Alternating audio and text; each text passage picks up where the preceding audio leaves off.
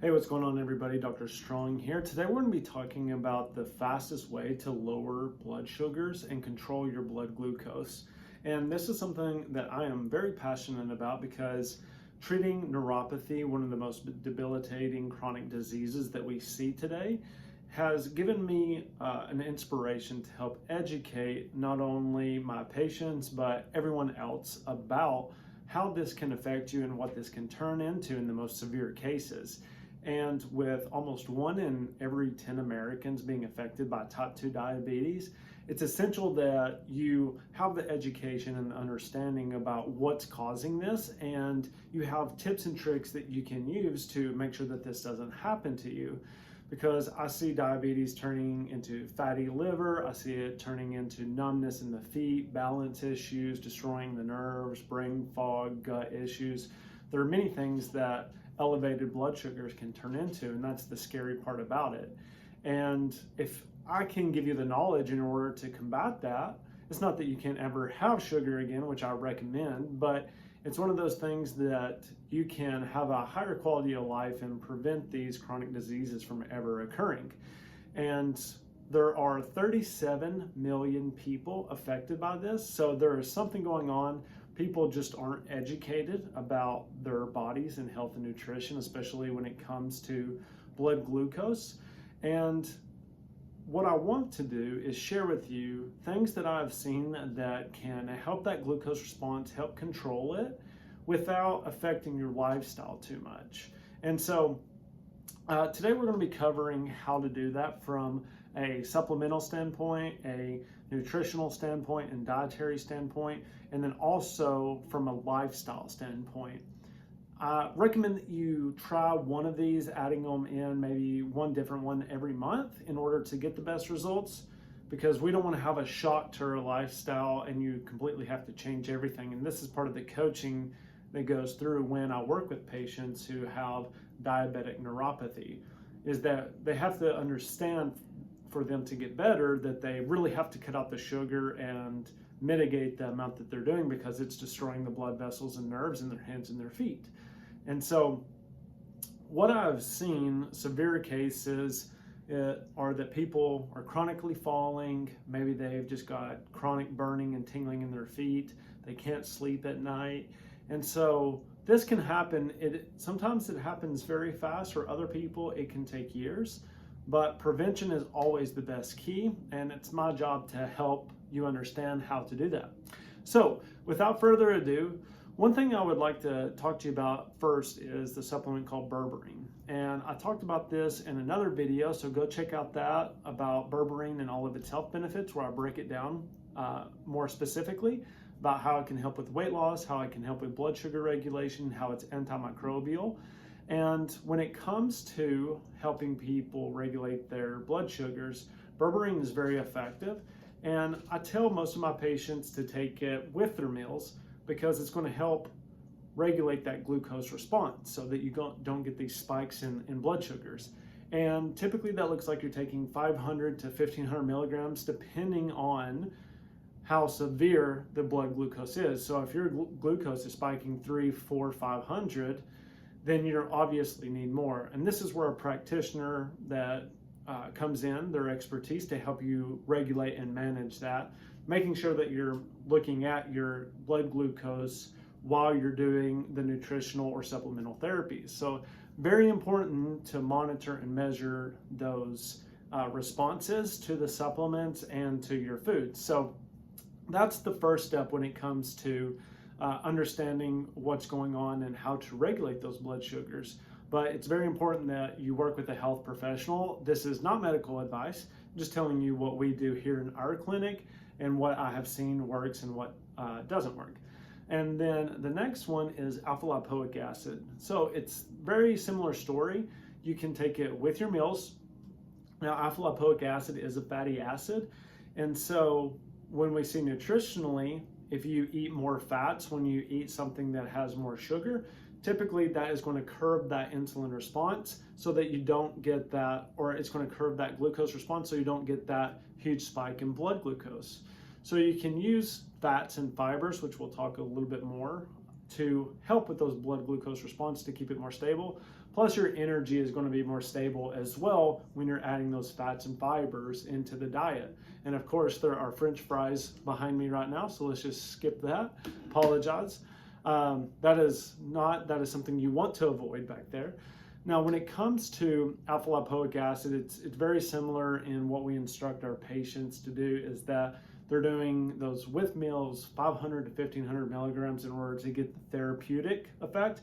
And that's the biggest issue that most people make with supplementation, is that you take it, but you're not taking what's called a therapeutic dose in order to get the effect of the supplement. And so, for example, ashwagandha, 1 milligram can help you sleep better, 5 milligrams can reduce your cortisol spikes, 60 milligrams can boost testosterone in men.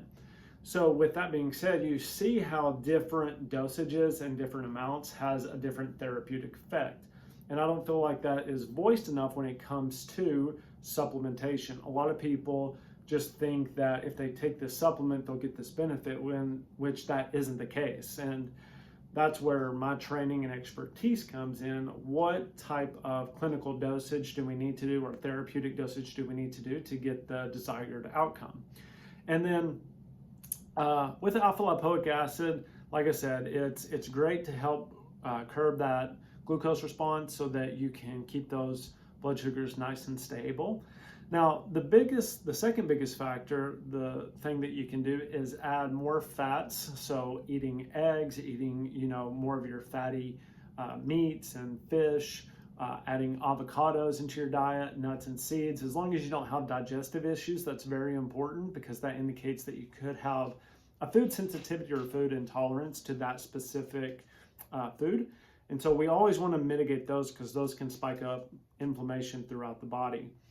And so adding those fatty foods into your diet will prevent that blood glucose from spiking too high and keep it nice and stable and keep your energy. So especially if you eat and you crash and you feel like you need to take a nap, that is a huge indication that you may have insulin resistance, you may have blood glucose issues, and you need to look into it further with a continuous glucose monitor, or you need to get like a glucometer in order to take your blood sugars and check.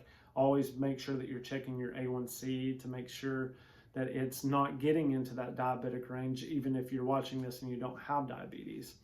And then fiber is another one. So you want to avoid juicing or anything like that when it comes to fruits and vegetables, because then it becomes pure sugar. And so you're going to get that glucose spike, because typically if you eat an apple, high sugar content, but it has a high fiber content with the pectin. And so that will actually help reduce that blood glucose spike. And you'll see different benefits from using that. And so with our diabetics, they can still have some fruit, but they have to be very careful about overeating it and making sure that they're eating, they're not juicing it, that they're getting the fiber intake that typically comes with the fruits, in order to make sure that they aren't getting those huge spikes in blood glucose. And then the last tip is exercise. And I know you've heard it before. HIIT training is definitely the best thing to do. So that looks like 10 to 15 minutes of interval training, where let's break it down like this. You're doing squats for 30 seconds, then you take a 30-second break. Then you do push-ups for 30 seconds, then you take a 30-second break. Then you're doing high knees or jumping jacks. So you get the idea until you get to that 10 to 12 minutes. So you're working really hard during those 30 seconds, but after that, you take a break and you recover. And that's, if you want to look at more into that, Tabata training is one of the most effective trainings. If you're not trying to be like a power lifter or an Olympic athlete or compete in bodybuilding, that is the most time efficient and the most effective way in order to burn fat, control your glucose, because when you exercise, that's going to push that glucose into the muscle for usage and it's going to get burned up. So if you eat like a high sugary meal, the best thing to do, go for a walk. I would not suggest high HIIT training after a meal, because you're probably going to throw up, but go for a walk, just 10 to 15 minutes, get about 1,000 steps in, and then that will help push that glucose into the muscles, so that you don't have those huge insulin spikes and get it burned off a lot quicker. And you're probably going to feel better. You're not going to get that crash when the blood glucose starts to come down as you secrete more and more insulin to make up for that. So with that, like I said, if you need help on what foods to eat or like a diet or meal plan, we outline all of that for you in our app. And so you can get access to that below, and it's just $9 a month. The first week is free, so you can try it out. But we have health coaches on there that will answer any of your questions at any time. It has grocery list, it has daily recipes, it has basically everything that you can think from a nutritional standpoint, educational videos. It even has exercise plans on there. So if you want to choose one of those, you definitely can. And that's something that I personally manage. So you're getting access to me indirectly, but all of my knowledge through the app. And like I said, my mission is to help as many people as possible overcome their chronic health conditions, because I see what these turn into, and I don't want that for you. I want you to be very proactive and get this taken care of. So thank you so much for watching. Please subscribe if you haven't already, and please comment below with any questions, or if you would like to see a video about something else, or maybe you have a case that you would like me to review and go over about how I would treat that. Obviously, unless you work with me, I can't give you direct medical advice, but I could tell you what I would do for a patient with similar issues. So hope you all are having a great day, and I will see you all next time. Bye.